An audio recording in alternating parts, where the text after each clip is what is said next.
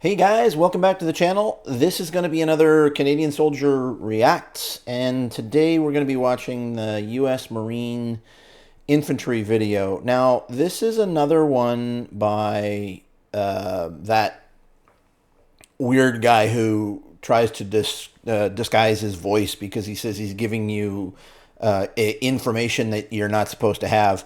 But to be honest, I've watched a number of his videos, and he seems to just be giving Orbats, TOE&Es that are publicly available stuff. So there's nothing special about this guy's knowledge, and in fact, the way he's presenting the information, I think he's a civilian, because there are some things that just seem a little bit weird the way he's saying them to me. But that could also be the difference between a Canadian infantry soldier and an American. I don't know. So let's take a look. When most people think of the Marines, they think of Marine Infantry. Marine Infantry is one of the world's most renowned infantries, bringing with it several capabilities to the battlefield. Every Marine is a rifleman.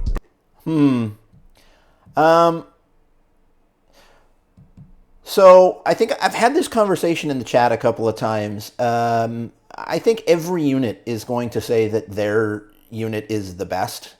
So, you know, esprit de corps, right? But I truly believe that 1RCR, Canadian Infantry, is the best trained in the world. Not the best equipped and not the biggest by any stretch of the imagination. And there's an old saying that quantity has a quality all its own. In Canada, I believe there are somewhere on the order of 5,000 infantry or less. So not a large force by any stretch of the imagination. The Marines, I think, if I remember correctly, have somewhere between, well, I think they have 300,000 odd Marines, but Marine Infantry, I think, is somewhat, significantly less than that. But not every Marine is an infantryman. You're about to learn an overview of one of the deadliest forces the world has ever seen. This video is going to go over what the Marine Infantry is, what it does, its capabilities, missions, jobs, opportunities, training, its recent and future changes, and much more. What's up, everyone? General Discharge here. Today's video is going to be discussing... So, just looking at these guys and looking at what they're carrying and what they're doing, they look very similar to us. It just looks like they got more money. I actually did a spreadsheet up on that somewhere. Where did it go here? So the American military spends $877 billion on all military operations, everything military, where the Canadian military spends $26.9 billion. With a population of 331 million, that means America spends or each person in America spends approximately $2,642 on the annual military budget. In Canada, that is $703 per person. And the American military as a total has 1.4 million, whereas the largest estimate that I can get for the Canadian military is 68,000. And some of them have it closer to 64,000. Which means that, and I know that this next number, not every dollar goes towards a single soldier, right? There's, you know, there's budgets and things. But on average, just by the numbers, per year, America spends $626,000 per soldier, whereas Canada spends $395,000 per soldier. And in America, that represents 3.5% of the gross domestic product, whereas in Canada, it represents 1.2% of the gross domestic product. So to give that in percentages, Canada has 11% of the population of America. Canada spends 26% of the dollars per person that America does per population person. It spends 4.8% of the total budget that the Americans spend, and on per person, 63%. So whatever way you slice this, the American military is significantly better funded than the Canadian military. The United States Marine Infantry. If you want to learn more about this elite fighting force, sit back, relax, and enjoy the video. I always love this. This is such a crock.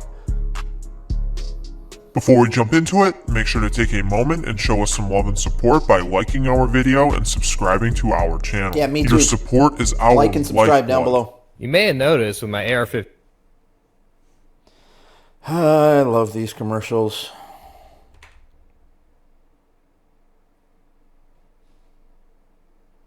Okay, back. The Marines use a full spectrum of combat with the ability to maneuver by foot or mounted trucks, assault vehicles, or vertical assault air. So that's nice. Well, okay. So in our unit, my unit, 1st Battalion, Royal Canadian Regiment, we were considered Special Service Forces at the time, meaning really that we just trained in every type of warfare and how to deploy in every possible way. The only way that I never actually deployed was via Navy ship, and I don't even think Canada has the ability to carry like an infantry battalion or even an infantry company on a naval vessel, and we certainly didn't have and still don't have anything approaching a hovercraft. Aircraft. The infantry units serve as ground forces that are capable of locating, converging, and He's got his BFA on. destroying enemy forces. A Marine infantryman is someone you wouldn't want to mess with. If you could describe them in one word, that word would be tactical. Want to know what? See, and here's the thing, and I've said this before, this may just be my point of view, because keep in mind, I was only ever in one unit, 12 years in the infantry, and I was in one unit, and that was basically all I knew. So I always thought that every unit was like my unit. I always thought that everyone was trained to the same standard that my unit was. And watching this, I'm coming to find out that maybe that's not the case. What else is tactical? Tactical flashlights. That's where OLight comes in. Oh, Lord. Hold on.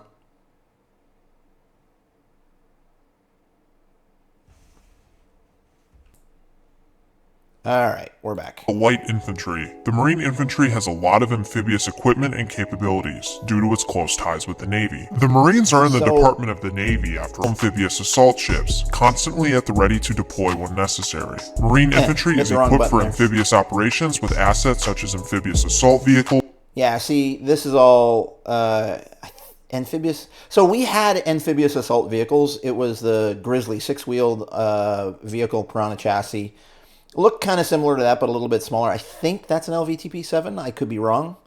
But we did swim the Grizzlies. However, it was difficult. Yeah, he's got his trim vane up. You can see that right there. That's called a trim vane. It's basically to stop the wash from coming up and over into your engine compartment, because that's your engine compartment right there. And if it comes up there, floods down in. You've got bilge pumps inside, which are going to pump out. I think we had 2 or 4 of them. So it can swamp the vehicle really quickly. But with the Grizzly, it was so terribly unbalanced that we had to load, because the engine was in the front right, we had to load sandbags in the back left just to balance the damn thing out.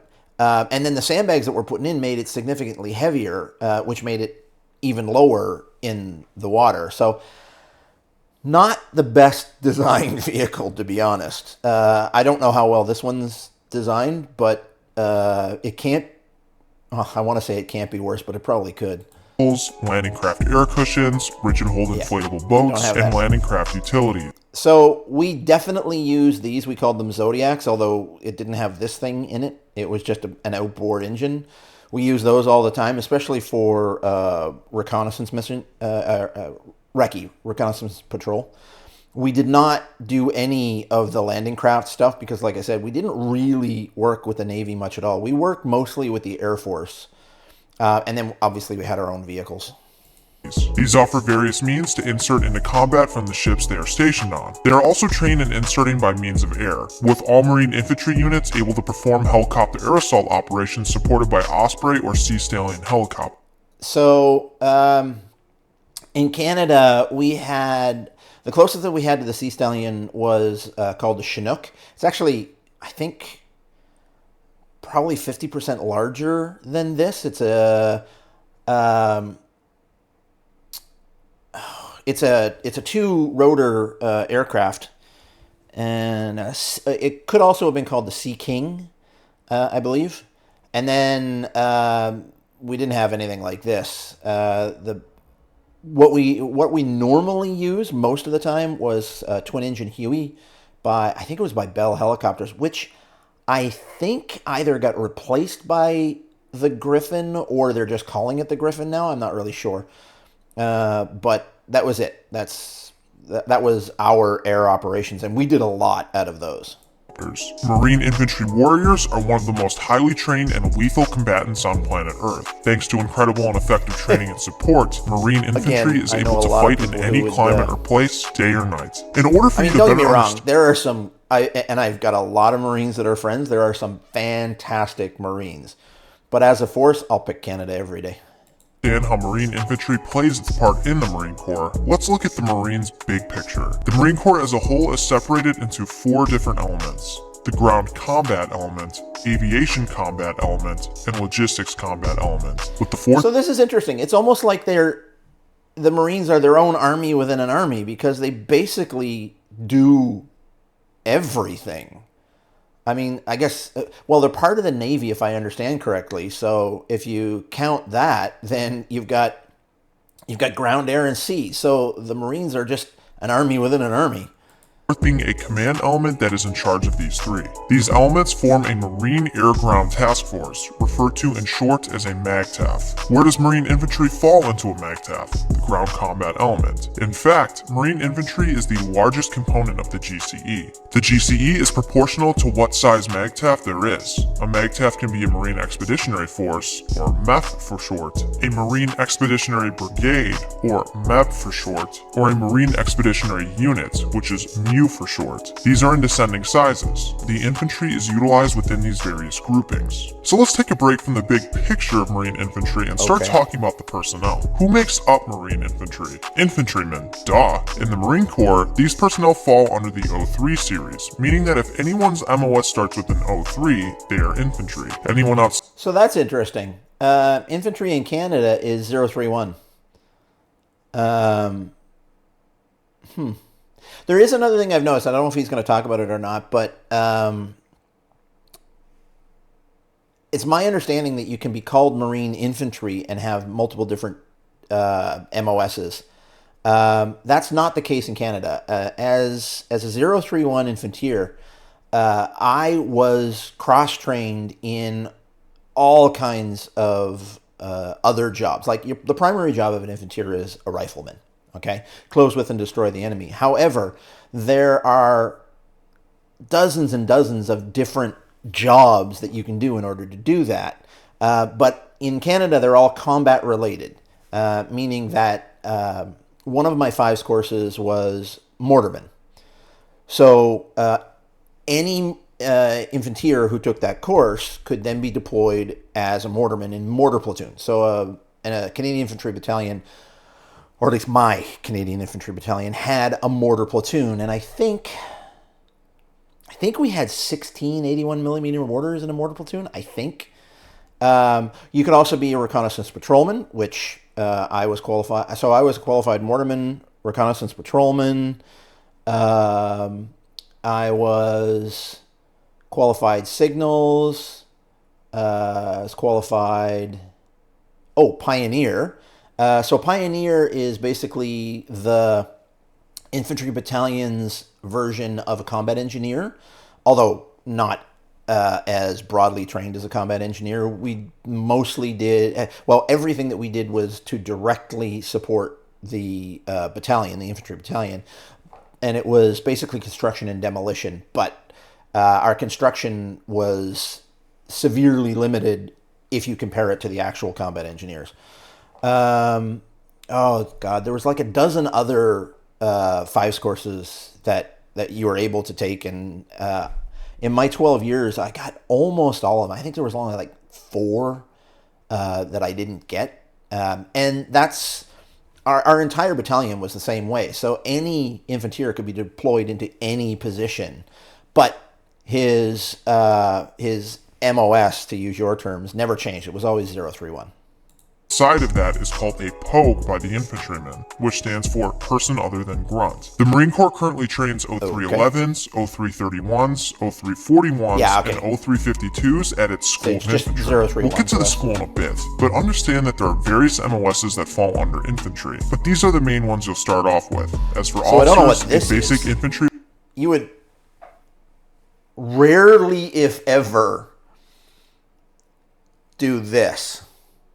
So I don't know what the situation is here, but I'll give you an example. In 1988, the C7s were just coming in. The C7s are very similar to what you're seeing here. Actually, I think that's an A2 for us.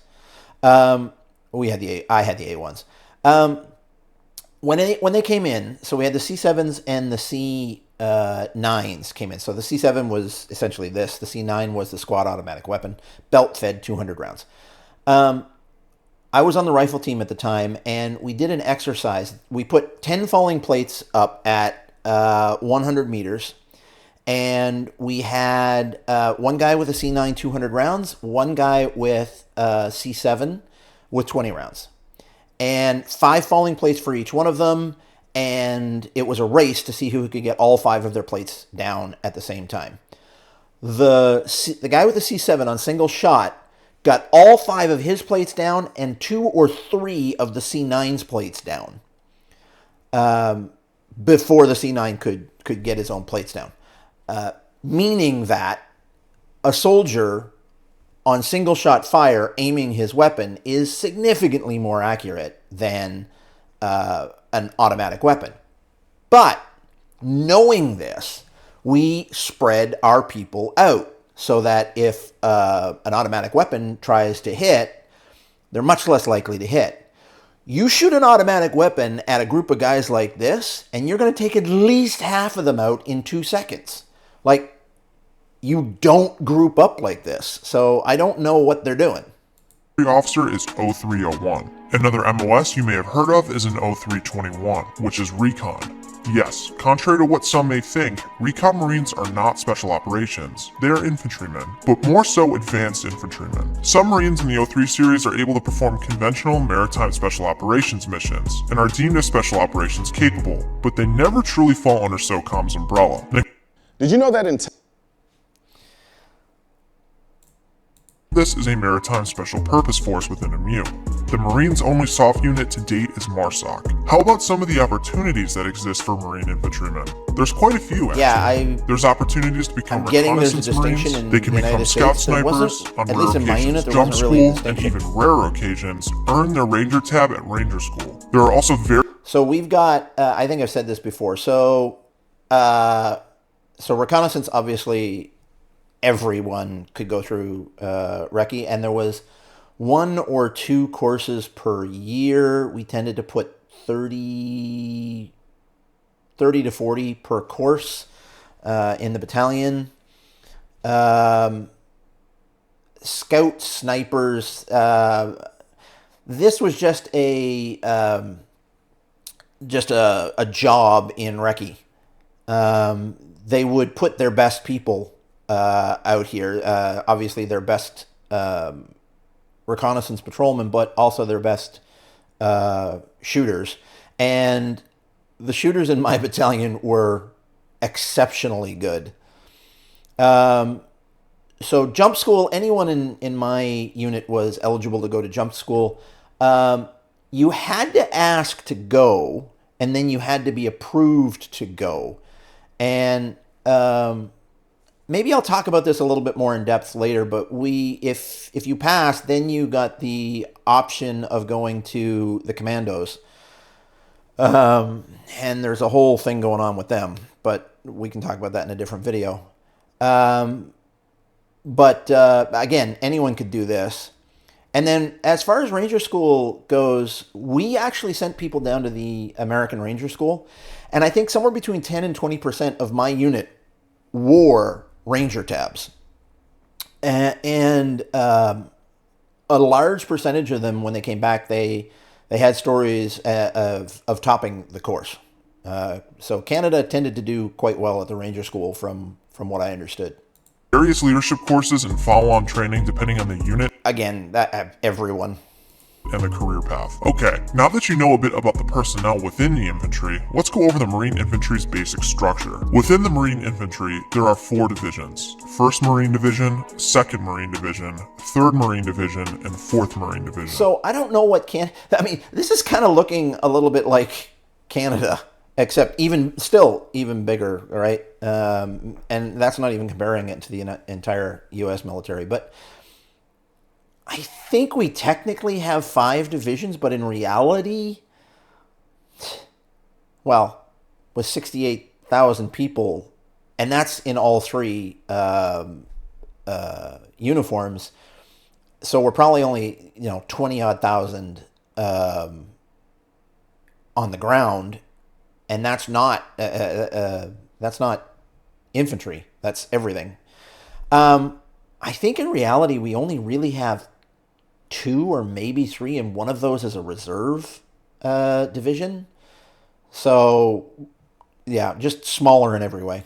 1st and 2nd MARDIV have 3 Marine regiments, and 3rd and 4th So, we definitely have 3 infantry regiments. The Royal Canadian Regiment, the Princess Patricia's Canadian Light Infantry, also a regiment, and then the Royal 22nd,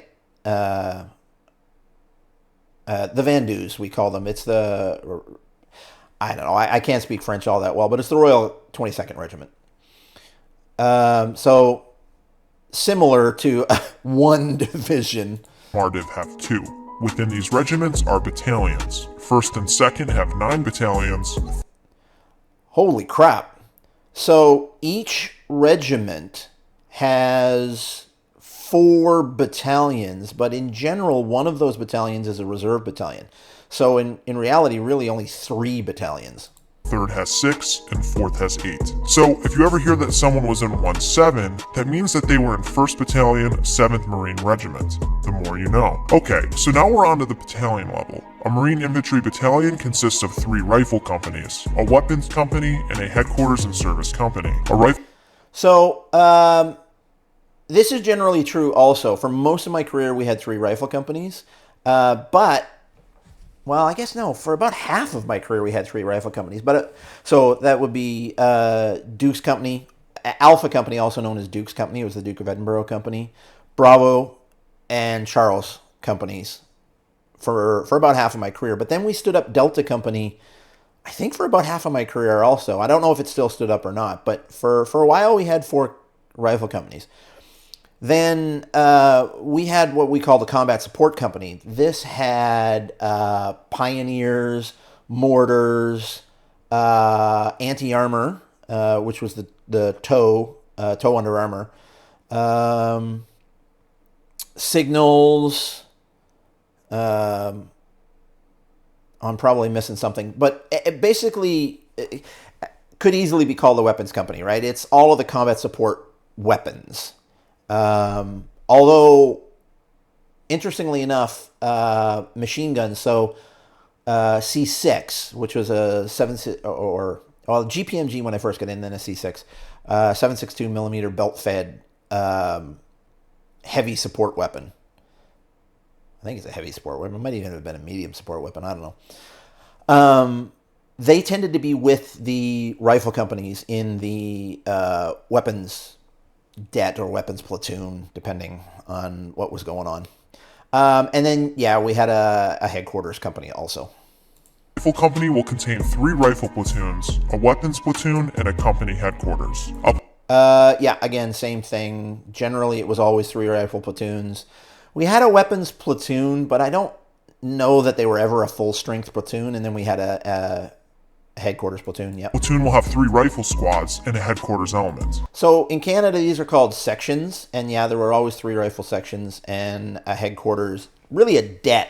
I think there were generally only 4, maybe sometimes 8.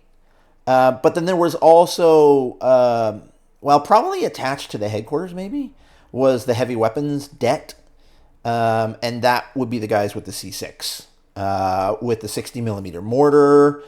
Oftentimes they would carry the Carl Gustaf 81 millimeter rocket launchers. I think that was most of it. And a lot of times you would get your C8 gunners from the rifle sections tasked off to become essentially a fire base with the HQ, depending on the operations. These rifle squads are made up of 3 fire teams, and these fire teams are made up... So we only had 2 fire teams. We had generally anywhere between 8 and 12 people, so the fire teams were 4, 5, or 6 people. There would be a master corporal or sometimes a sergeant in charge of the section. And then there'd be a corporal or even a private, as is 2IC. And the master corporal would take, or a sergeant would take direct control over one fire team. The corporal or master corporal would take direct control over the second fire team, obviously reporting to the section commander, and then control them that way. Up of 4 Marines. The fire team is the most basic element of the GCE. It contains a team leader, a rifleman, an automatic rifleman, and assistant automatic rifleman. So we would generally have, obviously we didn't really call him a team leader. It was either your section commander or 2IC. Then you'd have your probably 2 riflemen, to be honest, and 1, I don't think we called him an automatic rifleman. I think we probably called him a rifleman. I can't remember. He didn't have an assistant, although there was one other guy that was always tasked to carry extra belts for him. But he wasn't called an assistant automatic rifleman. Perfect. Now you know the basic breakdown of the Marine Infantry. Move on to the training that one receives to become a proud infantryman in the Marine Corps. The Marines have recently updated the way they train infantrymen, with a new curriculum aimed to produce higher quality warriors. The Infantry Marine course is 14 weeks long, located at SOI. Watch this guy reaching with his chin. Quality warriors. The Infantry Marine course is 14 weeks long, located at SOI West in Camp Pendleton. So I'm guessing that this is equivalent to our battle school, and when I went through it was 13 weeks long. California, and SOI East in Camp Geiger, North Carolina. Here, the Infantry Marine Course teaches students with a reduced student-to-instructor ratio, including more training on various weapon systems, communications, and aquatic confidence, offering them a better understanding of their parts in the battlefield. Marines also learn combat marksmanship, convoy operations, MOUT, land navigation, patrolling, and tactical formation. MOUT. I forget exactly what MOUT stands for, but it's basically urban operations. We call it fighting in built-up areas, FIBUA. What he's describing is just, again, what everybody went through. And battle school for the RCR was not specific to a battalion, so you could go to any of the battalions, so we all got exactly the same training. The new and improved way of training infantry Marines is just one recent change to the Marine Corps. There's even talks of condensing every Marine infantry MOS into one job, but only time will tell. So basically it seems like their new training is exactly what Canada has been doing since 1987 and probably longer, and they're looking at making it even more like Canada. These changes are a result of Force Design 2030. And on a final note for training, for the officer side of the house, if you want to become a Marine Infantry officer, you'll have to go through OCS, then TBS, and then IOC, which stands for Infantry Officer Course. So I don't know much about the officer training. All I do know is that they go through something reasonably similar to what we went through, except that they do a lot more on strategy, tactics, and leadership. We did get into the leadership, like they do it when they first are coming in 19 years old. I've got thoughts about that, but we can talk about that later. We didn't start getting that kind of leadership training until our 6A course, which is our combat commanders course. That's about it. That's about all the difference. You just learned about the training one goes through to become a Marine Infantryman. But where do they go after that? Where can you be stationed in Marine Infantry? The main places you can go into Marine Infantry are at the following locations: Camp Lejeune, North Carolina; Camp Pendleton, California; 29 Palms, California; Marine Corps Base Hawaii; and Okinawa, Japan. And last but not least, what are the requirements? This is better suited for you to discuss with a recruiter, but just know that to go in with an 03 contract, you'll need to at least have the basic requirements to get into the Marine Corps. And there you go. You just learned a decent overview of the United States Marine Corps Infantry. You learned just how premier this fighting force is, and what it takes to become one of these highly... All right, I'm going to stop it there. Again, this might be my own bias, my background and what I know. I've never worked with anybody who was less than this. So, and maybe, again, this is whatever this guy calls himself, General something or other. Maybe that's just this guy being dramatic. I don't know.